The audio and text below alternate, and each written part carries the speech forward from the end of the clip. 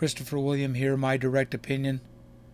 We have a very unique interview today, but before I begin, I would like to state that as far as I'm concerned, and most people agree with me, 5G radiation is extremely harmful to your body and should be avoided at all costs.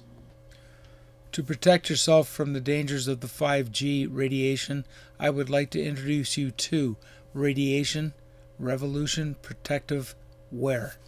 It is a new line of clothing that is designed with military-grade shielding installed within the fabric to protect your body from the harmful effects of 5G radiation. So moving on to our story, we all know the 5G is harmful from the cell towers. But could it be used as a weapon?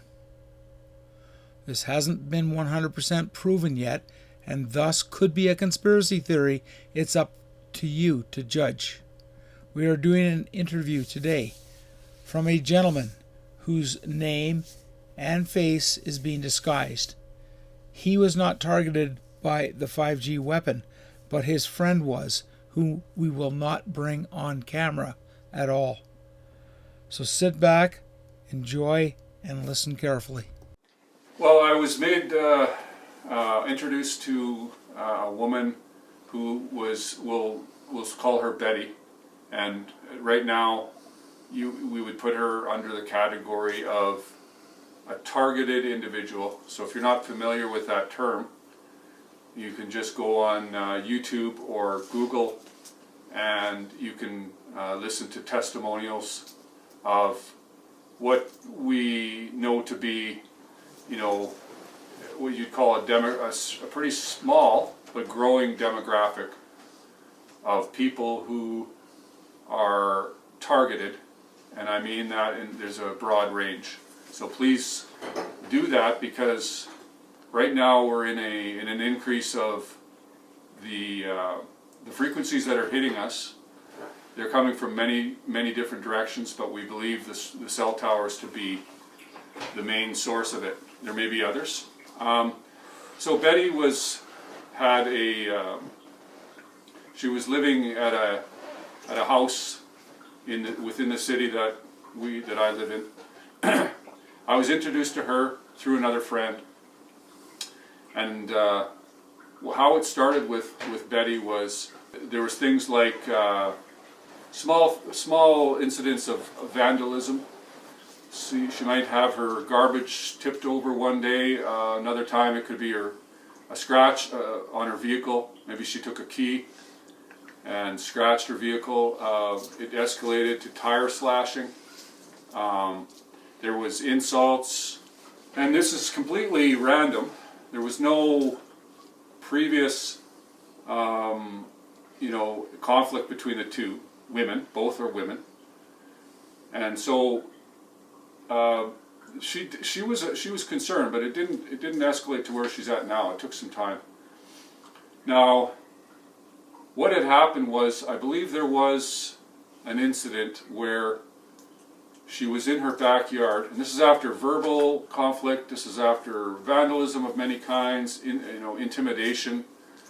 This is the turning point in this, where it becomes a little bit more strange. And I challenge you to look into these things. But it has to do with frequencies. And we know that frequencies exist. We know that our cell phones work by frequency, our Bluetooth. We know that radio itself is all. So we don't have to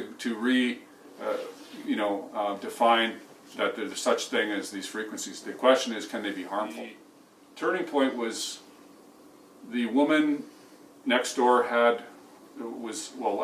Betty, we'll call her, was experiencing extreme heat all of a sudden. She was in her backyard for some reason. I don't know if she was gardening or raking or even catching a suntan, but she began to feel an intense heat on her skin. So she didn't know, she knew the sun wasn't that hot, but this is more of a burning heat, a very intense heat.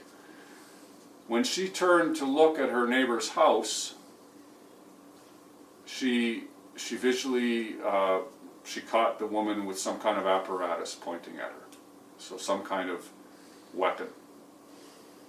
Now, I don't want to, this is still under investigation, but the point is, that was the first time she was hit as a targeted individual in terms of frequencies. And she had the burns on her skin. Now, she's been that might have been 5 years ago. The police were involved. They did not take Betty's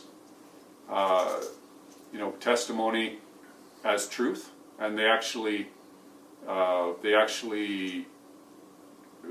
were accusing her. Well, not accusing, but they thought that Betty was not mentally stable. Maybe she was hallucinating. So they put it's called gaslighting. That's where the victim gets victimized again. If you came forward with child abuse, if you came forward with rape or sexual harassment, and then the people that you go to, police, counselors, doctors, and they start to say, you're crazy, that never happened, we don't believe your story, we don't believe that you were targeted, we don't believe you, you're crazy, so they brought her in handcuffs and took her to the psych ward for evaluation. This is the kind of world we're living in. So we need to start, let's get that word conspiracy theory out of the way. It is actually blocking what we know to be truth. If you're stuck on that means anything out of the norm that's harmful, it can't happen because people are so mainstream that if it's out of their norm of thinking, all they do is dismiss it and call you crazy. And that's got to stop. Targeting is real. The frequencies are real. And I think people need to start understanding that just even the way we were able to think and operate and function as human beings is being affected by these frequencies of various kinds. In terms of the victim here, first of all, no one believed her.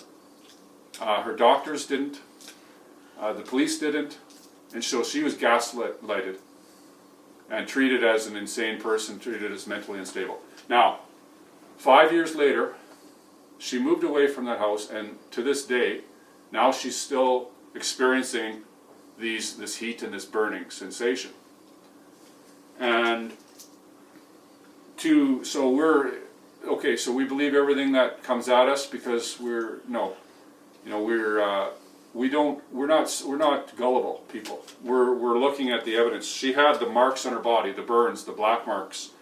You can see she had stuff removed from her in the surgery that had built up growths, almost like cancerous growths, like polyps within her body that were removed by the doctor. And that was after these burning sensations. So even though she changed location, the frequency attacks continued.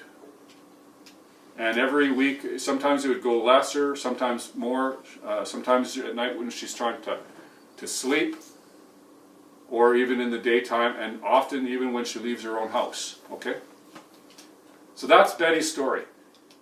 We got to start taking this seriously. This is a real thing. People are being targeted by frequencies, unknown, some of which it may not be commonplace in actual modern day science. There may be secret ways.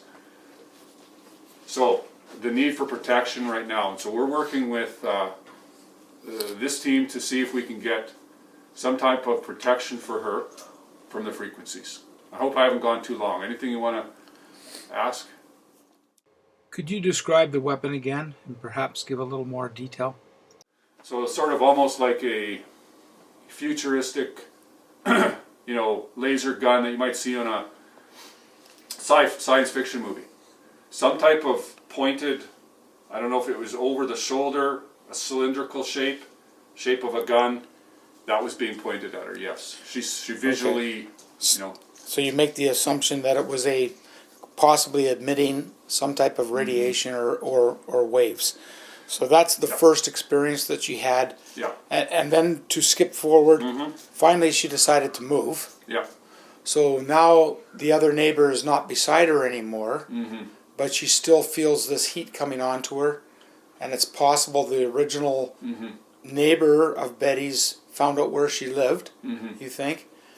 And you believe that there is some sort of an attack continuing, Right. and we haven't tested that. Right. So it could be from the neighbor, but it could be some other towers, and we have to figure out what is Yeah. emitting frequencies So- towards her. And because the lady, the victim, Betty, she's not, she doesn't have a background in the truth movement or conspiracy theory. So she couldn't, she was led to believe maybe this woman was actually following her with this weapon and then pointing it from a, a high point or, on a pole or something. But this would happen at 3 a.m, so that's her understanding. She didn't know how could she still be feeling this heat the same way she felt it when she was in her backyard. To speed up the interview, I'd like to summarize that we decided that there were not continuing attacks by the neighbor, but what has happened is because of the initial attacks, Betty is very susceptible to the rays from existing towers, and therefore she needs some protection. Yeah, this is something that needs to be investigated. People always say it's a conspiracy theory, Yeah. but we know things do happen. We do know how the towers emitting all of these frequencies can harm you, Yeah. because we already know that, and that's why you have protective clothing. Yeah. So we need to get to the bottom of this, figure it out, and this is basically a warning to people that there are things happening out there, and you need to be aware. Politicians, everybody needs to wake up and start listening to what the people are telling them. Believe the story of those who are being abused. Start believing the story. That's all. Well, that's great. As mentioned before, we do have you disguised. We haven't given your name out or the names of any of the victims or the perpetrator, Yeah. because we need to protect everybody. But please do your due diligence, anyone that's watching, and learn about the frequencies and make sure that you are protected. Well, thanks for watching, you guys, but I'm sure you're interested in what we finally concluded needed to be done. Because Betty is susceptible to the 5G, we've decided that she needed to, 1, wear protective clothing when she's out in public, and 2, to protect the 5G rays from entering her apartment. We went in and we did testing, and we determined one side of her apartment was getting inundated by 5G, so we're going to build barriers on that wall. This is Christopher William reporting. Remember, 5G can be deadly. Do your research.